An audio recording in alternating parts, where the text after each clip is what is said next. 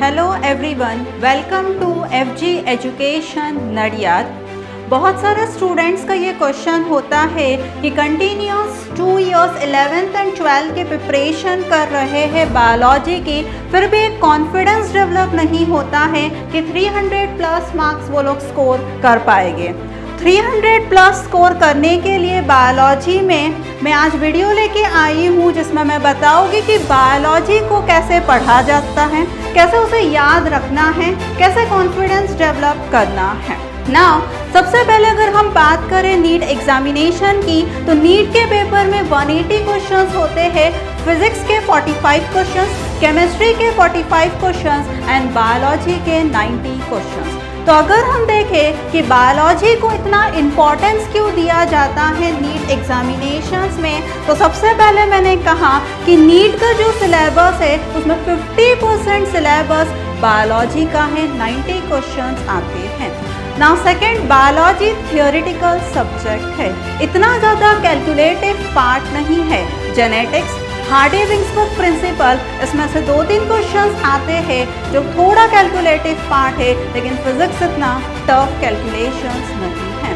तो बायोलॉजी में theoretical portion से डायरेक्ट क्वेश्चंस एनसीईआरटी से आते हैं। एनसीईआरटी की लाइंस में से क्वेश्चंस अपीयर होते हैं नीट एग्जामिनेशंस में। तो बायोलॉजी में जो है इजीली आप लोग 300 प्लस स्कोर कर सकते हैं, लेकिन इसको याद कैसे रखना है वो मैं बताऊंगी। तो biology is the most scoring area, most scoring part of NEET examinations. ना स्टूडेंट्स का ये क्वेश्चन होता है कि कौन सी रेफरेंस बुक यूज़ करें, कौन सा मटेरियल पढ़ें, एमसीक्यूज कहाँ से करें। तो मैं बताने जा रही हूँ कि कौन कौन से मटेरियल्स आप लोगों को यूज़ करना है। बायोलॉजी के लिए आपका एक ही फोकस होना चाहिए, only NCERT. NCERT 11th and NCERT 12th आपको पढ़ना है, एनसीईआरटी ही करना है। एंड उसके अलावा इंस्टीट्यूट का मॉड्यूल ना, मॉड्यूल में तो इंस्टीट्यूट के मॉड्यूल्स में आपको थ्योरी पोर्शन भी मिलेगा एज वेल एज एमसीक्यूज। तो जैसे ही आपने अगर एनसीईआरटी पढ़ी है 11th एंड 12th की, आपको एमसीक्यूज प्रैक्टिस आप कहाँ से करोगे, मॉड्यूल में से। आपका फोकस इन 3 ही चीज पे होना चाहिए। अगर आप 10 डिफरेंट बुक्स कर रहे हो बट प्रॉपरली नहीं कर रहे हो और एनसीईआरटी नहीं कर रहे हो, तो वो कॉन्फिडेंस लेवल डेवलप नहीं होगा। एनसीईआरटी को आपको बहुत परफेक्शन से करना है। नाउ नेक्स्ट, एनसीईआरटी कैसे पढ़ना है, how to read NCERT. NCERT में बहुत सारी चीज़ें हैं जो आपको याद रखनी होगी, बट कैसे पढ़ना है ये पता नहीं होता है। तो मैं बता रही हूँ उस पॉइंट्स पे आपको फोकस करना है कि एनसीईआरटी कैसे पढ़नी है। सबसे पहले एनसीईआरटी को पढ़ने के लिए आपको लाइन टू लाइन जो है याद रखना होगा। थ्योरी पोर्शन है, लाइन टू लाइन एनसीईआरटी पढ़नी होगी, उसमें बोल्ड टर्मिनोलॉजीज दी गई है एनसीईआरटी में।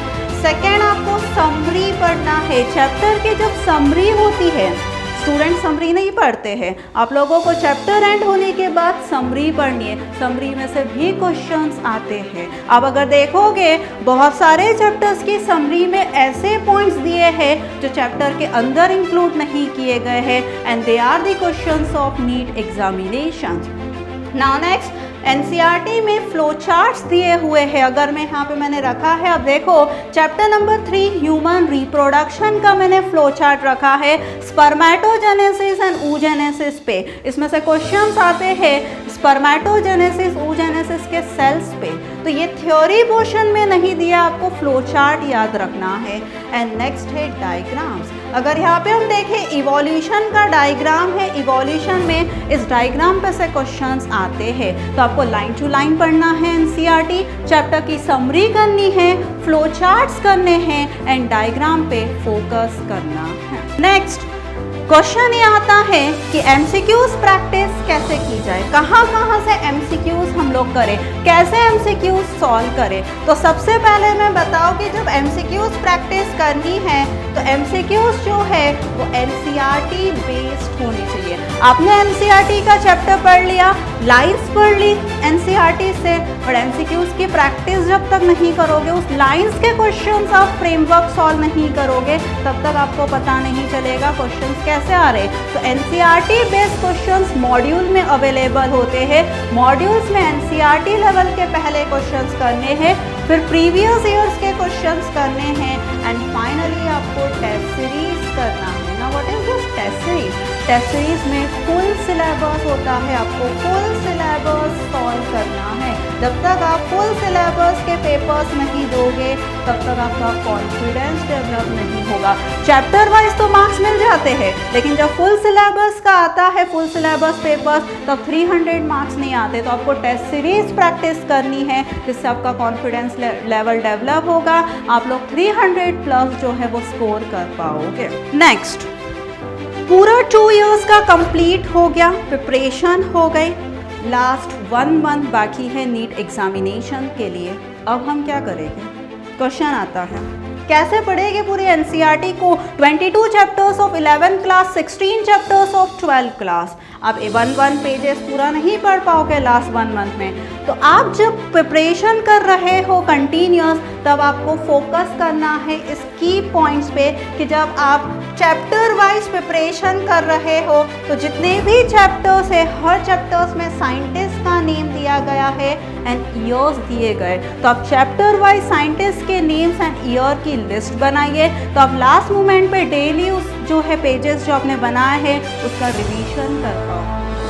चैप्टर वाइज एग्जाम्पल्स की लिस्ट बनाओ। हर चैप्टर्स में plant kingdom, animal kingdoms, ecology, हर एक चैप्टर्स में एग्जाम्पल्स है। बायोलॉजी में उस एग्जाम्पल्स की शॉर्ट ट्रिक्स बनानी होगी, एग्जाम्पल्स की लिस्ट बनानी होगी, जो आप लास्ट 1 मंथ के रिविजन्स के लिए आप उसे डेली रीडिंग कर पाओ। एंड टर्मिनोलॉजीज की लिस्ट, जितने भी टर्म्स है टर्मिनोलॉजीज, उसकी आपको लिस्ट बनानी होगी।